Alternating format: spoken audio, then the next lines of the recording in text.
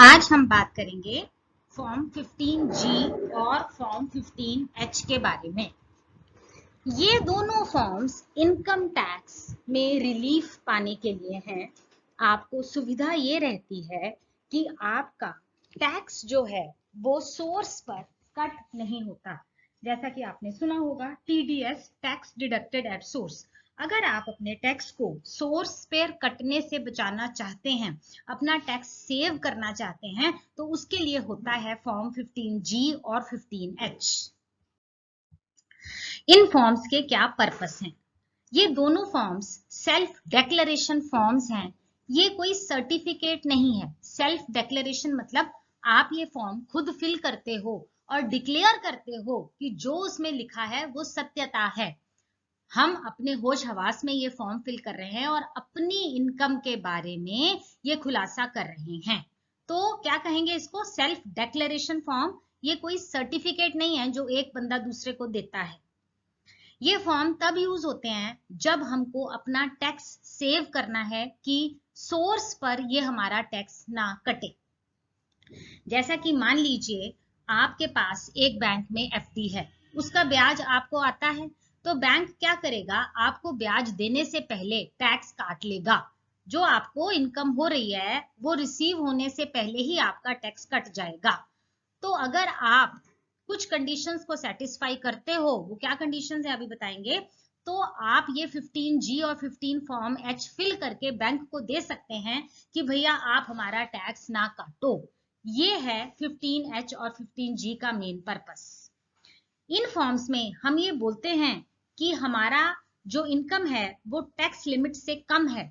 हर साल एक tax limit आती है, जिनकी इनकम उससे ऊपर है उनके ऊपर टैक्स लगेगा, जिनकी इनकम उस स्लैब से नीचे है उनके ऊपर टैक्स नहीं लगेगा।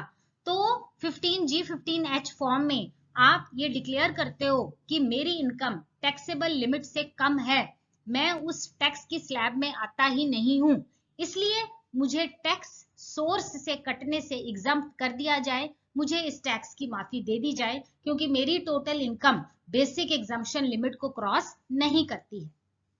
तो बात कहने की ये है कि ये डेक्लेरेशन ये कहता है कि estimated total income of the previous year, जिस साल का टैक्स कट रहा है उस साल की एस्टिमेटेड टोटल इनकम जो है वो हमारी कम है। क्यों निकाल रहे हो? Computing assesses total income. जब हम अपनी टोटल इनकम निकाल रहे हैं आज के साल में पिछले साल की इनकम, क्योंकि पिछले साल की इनकम के ऊपर इस साल आपको टैक्स भर कर भेजना पड़ता है, तो total income of the previous year in which the relevant income is to be included in computing assessees total income। मेरी टोटल इनकम जो निकाली जा रही है उसमें मैं ये डिक्लेयर कर रही हूँ कि पिछले साल की इनकम जो है उसके ऊपर मेरा टैक्स बनता ही नहीं है, मैं बेसिक एग्जम्पशन लिमिट से कम में हूं, मेरी इनकम नहीं है कि मेरा टैक्स बने, इसलिए जो पर्सन मुझे इनकम दे रहा है, मेरा ब्याज दे रहा है, वो deduction of tax at source ना करे, मेरा टैक्स वहां काटा ना जाए, मुझे पूरा ब्याज दे दिया जाए क्योंकि मैं एग्जम्पशन लिमिट में आता हूं। ये है हमारा 15G और 15H का बेसिक पर्पस। आपको ये वाले form every branch of the bank where the money is deposited by the depositor. मान लीजिए मेरा कितने सारे बैंक्स में अकाउंट है जहां पर मैंने FD करवाई हुई है। एक एग्जांपल ले रहे हैं कि मेरे पास FD है बहुत सारी शाखाओं पर, PNB पंजाब नेशनल बैंक की विभिन्न शाखाओं में मेरी FD है। तो मुझे क्या करना पड़ेगा? हर शाखा पर, हर ब्रांच पर PNB की मुझे ये फॉर्म फिल करके देना पड़ेगा, क्योंकि जितनी मेरी FD है मुझे उतना उतना ब्याज आएगा। जब अलग अलग बैंक में मेरी FD है तो अलग अलग बैंक ही मुझे ब्याज देगा।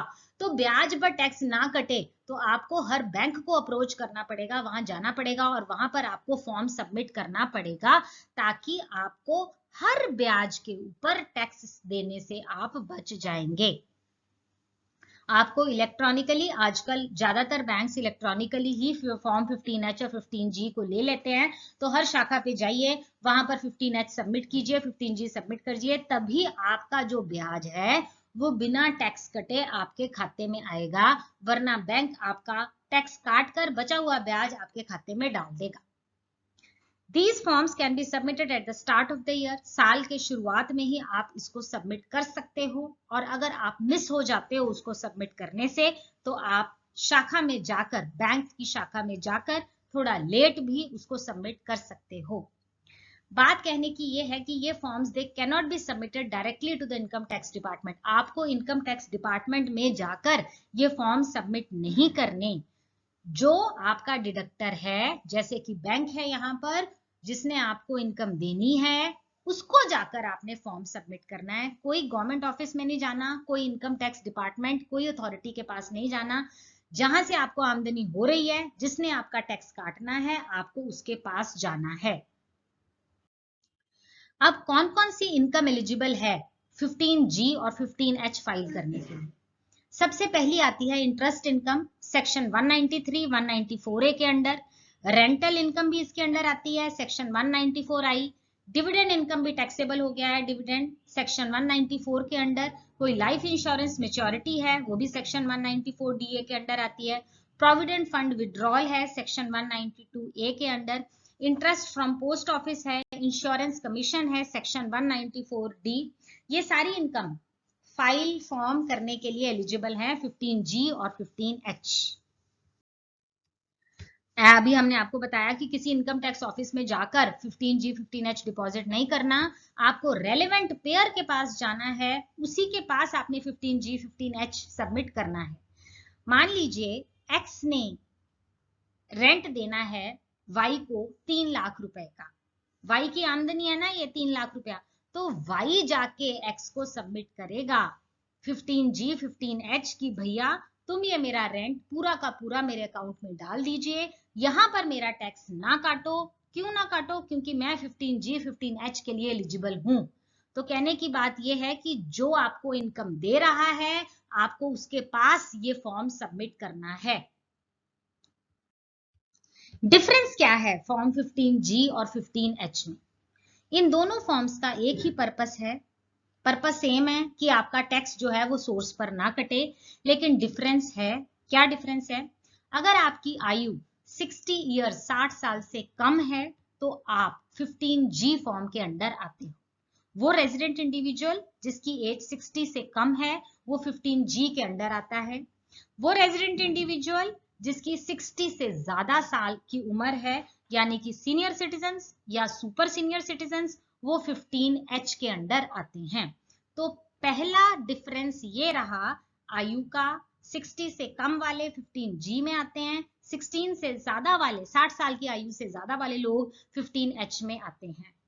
दूसरा इंपॉर्टेंट पॉइंट ये सुनिए, senior citizen form 15H fill कर सकता है even if the total payment to him or her exceeds the basic exemption limit। अगर वो senior citizen basic exemption limit से बाहर भी जा रहा है, तब भी वो 15H फिल कर सकता है। लेकिन 60 साल से कम की आयु वाला पर्सन अगर वो बेसिक एग्जम्पशन लिमिट से बाहर हो गया, तब वो 15G फिल नहीं कर सकता। एक एग्जाम्पल के साथ बताते हैं। ये एक मिस्टर के हैं, इनके पास फिक्स्ड डिपॉजिट है बैंक में, इनकी आयु है 40 साल। तो 40 साल वालों के लिए, यानी कि 60 साल से कम वालों के लिए 15G एप्लीकेबल होता है। उनकी इंटरेस्ट इनकम है 3 लाख रुपया। बैंक जो है वो ये फॉर्म 15G एक्सेप्ट नहीं करेगा। क्यों नहीं करेगा? क्योंकि 2.5 लाख जो कि बेसिक एग्जम्पशन लिमिट है उससे ये बाहर हो गए हैं। 2.5 लाख से ऊपर इनकी इनकम है, तो बैंक ये फॉर्म नहीं लेगा। अब आओ मिस्टर एम की तरफ। उनकी आयु है 65 साल। 65 साल वाली आयु के लिए बताया था 15H फॉर्म होता है। मान लीजिए उनकी इंटरेस्ट इनकम फिक्स डिपॉजिट में है 3.5 लाख। 3.5 लाख इनकम है जो कि बेसिक एग्जम्पशन लिमिट से ऊपर है, 3 लाख से ऊपर है। उनके लिए basic exemption limit senior citizen के लिए 3 लाख है, उसके ऊपर चली गई उनकी आमदनी 3.5 लाख, फिर भी बैंक फॉर्म एक्सेप्ट कर लेगा 15H। क्यों? क्योंकि ये सीनियर सिटीजन है। मैं रिपीट करती हूँ, 15G किसके लिए था? 60 साल की कम आयु, और 60 साल की ज्यादा आयु के लिए हो गया 15H। दूसरा पॉइंट ये है कि अगर 40 साल वाले इंसान की बेसिक एग्जम्पशन लिमिट से ऊपर निकल गई है, आमदनी उससे ज्यादा है, तो बैंक एक्सेप्ट नहीं करेगा। भैया तुम 2.5 लाख से ऊपर कमा रहे हो, चुपचाप टैक्स दो। लेकिन सीनियर सिटीजन्स अगर बेसिक एग्जम्पशन लिमिट से बाहर भी हो जाते हैं, तब भी बैंक उनका फॉर्म ले लेगा, क्योंकि उनको ये छूट दी गई है कि वो 15H भर सकते हैं। Who can use these forms? ये फॉर्म एक इंडिविजुअल यूज कर सकते हैं, HUF यूज कर सकता है, हिंदू अनडिवाइडेड फैमिली यूज कर सकता है, कोई भी ट्रस्ट या सोसाइटी जैसे कि हाउसिंग सोसाइटी, वो भी ये फॉर्म भरकर दे सकते हैं। जो नहीं यूज कर सकते हैं, कोई कंपनी इसको यूज नहीं कर सकती, कोई पार्टनरशिप फर्म इसको यूज नहीं कर सकती, और LLP लिमिटेड लायबिलिटी पार्टनरशिप भी इसको यूज नहीं कर सकती। 15G और 15H जो है वो कंपनी, पार्टनरशिप फर्म और LLP के दायरे से बाहर होती है। अब 15G की बात करें तो कौन यूज कर सकता है? आपको रेजिडेंट इंडिविजुअल होना चाहिए भारत का, रेजिडेंट हिंदू अनडिवाइडेड फैमिली होनी चाहिए, वो लोग जो 60 साल से कम हैं वो हो सकते हैं, इनकी इनकम टैक्सेशन एग्जम्पशन लिमिट से नीचे होनी चाहिए, और उनका टैक्स ऑन टोटल इनकम नील होना चाहिए, उनकी टोटल इनकम पे टैक्स बनता ही ना हो, ये भी एक कंडीशन है। अब 15H की बात करते हैं, रेजिडेंट इंडिविजुअल होना चाहिए, HUF इसको यूज नहीं कर सकता, 60 साल से ज्यादा की आयु होनी चाहिए, सीनियर सिटीजन हो सकते हैं, सुपर सीनियर सिटीजन हो सकते हैं, जैसा कि इनकम टैक्स एक्ट 1961 में लिखा है। इनकम जो है बेसिक एग्जम्पशन लिमिट के अंदर होनी चाहिए, टैक्स ऑन टोटल इनकम नील होना चाहिए, तभी आप 15H यूज कर सकते हो। वैलिडिटी क्या है? बोथ दीज फॉर्म्स 1 साल के लिए वैलिड है। आपने एक बार ये फॉर्म भर के अपने बैंक को दे दिया तो ऐसा नहीं है कि तमाम उम्र के लिए दे दिया, वो 1 साल के लिए ही वैलिड है। हर साल आपको दोबारा भर के देना पड़ेगा। जो एक बार भर दिया उसकी वैलिडिटी 1 साल, दोबारा अगला साल आया फिर भर के दो। Who cannot use 15G 15H? NRI, non resident Indian जो हैं वो ये फॉर्म नहीं भर सकते, उनका TDS डिडक्ट होगा, जैसा कि इनकम टैक्स एक्ट 1961 कहता है। नॉन रेजिडेंट इंडियन के लिए ये सुविधा नहीं है। A person whose total payment of the prescribed nature from the relevant payer exceeds the basic exemption limit, देखिए दोबारा बता रहे हैं, बेसिक एग्जम्पशन लिमिट से अगर आप बाहर चले गए हो तब भी आप 15G जो है वो नहीं भर सकते हो, क्योंकि आपकी आमदनी जो है वो बेसिक एग्जम्पशन लिमिट से ऊपर निकल गई है ना, 2.5 लाख से ऊपर हो गए, तब नहीं 15G भर सकते। हाँ 15H भर सकते हो, उसके लिए आपको सीनियर सिटीजन होना पड़ेगा, और आपकी एग्जम्पशन लिमिट से बाहर भी हो गई है तो कोई बात नहीं, आप भर दो। हाउ टू फिल, भरना कैसे है ये फॉर्म? या तो आप मैनुअली भरिए, हाथ से भरिए, पूरा नाम डिटेल अपना भरिए, या इलेक्ट्रॉनिकली, आज की डिजिटल एज में आप कंप्यूटराइज्ड भी ये फॉर्म भर सकते हो। आप लॉग इन कीजिए उस बैंक को जिसको आपने ये सबमिट करना है, या वो फाइनेंशियल इंस्टीट्यूशन जिसको आपने ये सबमिट करना है, आप उसकी वेबसाइट पे जाके लॉग इन कीजिए और इस फॉर्म को भरकर सबमिट कर सकते हो। जैसा कि डिविडेंड भी अब टैक्सेबल हो गया है, तो कंपनीज के केस में अगर आपके पास हर कंपनी के शेयर्स हैं, मान लीजिए आपके पास 20 कंपनीज का शेयर है, 20 कंपनीज के आप शेयर होल्ड करते हो, तो आपको 20 अलग अलग कंपनियों की वेबसाइट पर जाकर 20 बार ये फॉर्म भरना पड़ेगा। ठीक है ना, जितनी कंपनीज में आपका शेयर है हर कंपनी को अलग अलग ये फॉर्म भरकर आपको देना पड़ेगा। अगर कोई कंपनी इस फॉर्म को डिजिटली एक्सेप्ट नहीं करती है, इलेक्ट्रॉनिकली एक्सेप्ट नहीं करती है, तो आप रजिस्टर्ड पोस्ट से उनके कॉर्पोरेट ऑफिस में ये भेजिए। ये फॉर्म रजिस्टर्ड पोस्ट से उस कंपनी के कॉर्पोरेट ऑफिस पर आपको भेजना पड़ेगा। अगर आप ये फॉर्म फिजिकली फिल कर रहे हो, हाथ से फिल कर रहे हो, तो 15G और 15H 2 कॉपीज में भरा जाता है, ये भी एक इसकी कंडीशन है। The non-submission of these forms will result into the deduction of TDS. अगर आपने ये फॉर्म नहीं भरा है तो आपका TDS कट जाएगा। ये अंडरस्टूड सी बात है, आपकी अपनी रिस्पॉन्सिबिलिटी है, या तो आप इसको भर दीजिए या फिर आप उसको, आपका TDS कट जाएगा। You will have to file your income tax return in applicable ITR form in order to get the deducted amount back. अगर आपने ये फॉर्म सबमिट नहीं किया और आपका TDS कट गया तो आपको इनकम टैक्स रिटर्न फाइल करनी पड़ेगी उस ITR फॉर्म में, अपना रिफंड क्लेम करने के लिए। अगर आपको वो पैसा वापस चाहिए तो आपको दोबारा वो भरना पड़ेगा। ये आपकी जिम्मेवारी है कि आप इनकम टैक्स रिटर्न भरिए अपने रिफंड को क्लेम करने के लिए। तो इनकम टैक्स डिपार्टमेंट आपका रिफंड आपको वापस दे देगा। ऐसा नहीं है कि एक बार टैक्स कट गया तो वो कट ही गया। अगर आप एलिजिबल हो 15G 15H के लिए तो बाद में भी भर दो फॉर्म, और ये आपकी जिम्मेवारी है, लेकिन इनकम टैक्स डिपार्टमेंट खुशी खुशी आपका टैक्स डिडक्टेड एट सोर्स आपको वापस कर देगा। इसलिए ये हमने देखा कि ये दोनों फॉर्म्स बहुत ज्यादा इंपॉर्टेंट है अगर आपने टैक्स डिडक्टेड एट सोर्स को बचाना है। इन फॉर्म्स को कब भरना है? नॉर्मली फाइनेंशियल ईयर के स्टार्ट में ही भर देना समझदारी की बात होती है। What is the last date for filing the form 15G and 15H? कोई ऐसी लास्ट डेट फिक्स नहीं है, लेकिन फिर भी ये बोला जाता है कि आप इसको भर दीजिए उस समय से पहले, जिससे पहले कि आपका टीडीएस कट जाए। उसके बाद भरा तो क्या भरा, उससे पहले ही भरकर आपको उस टैक्स पेयर को दे देना है ताकि आपका टीडीएस बच जाए। You can submit it in the first quarter में भर सकते हो, सेकेंड क्वार्टर में भर सकते हो, बट ये प्रेफर किया जाता है कि आप जल्दी से जल्दी इसको भर दो। But if the tax has been deducted due to the non-submission of the form, then the payer is not liable for the return. अगर आपके पास बैंक में एफडी थी और आप ये सबमिट करना भूल गए या आपने सबमिट ही नहीं किया तो आपका टैक्स कट जाएगा, और फिर बैंक की जिम्मेवारी नहीं है कि वो आपका टैक्स वापस करे। जिसने आपका टैक्स डिडक्टेड एट सोर्स कर दिया वो आपकी रिस्पॉन्सिबिलिटी है कि आपने वो फॉर्म पहले टाइम पर फिल क्यों नहीं किया था। बाद में आप बैंक के साथ जाके लड़ाई नहीं कर सकते कि मेरा टैक्स क्यों काटा गया। सो ये एडवाइजेबल है, सुझावित यही रहता है कि आप अपना 15H 15G को टाइम पर भरकर सबमिट कर दीजिए।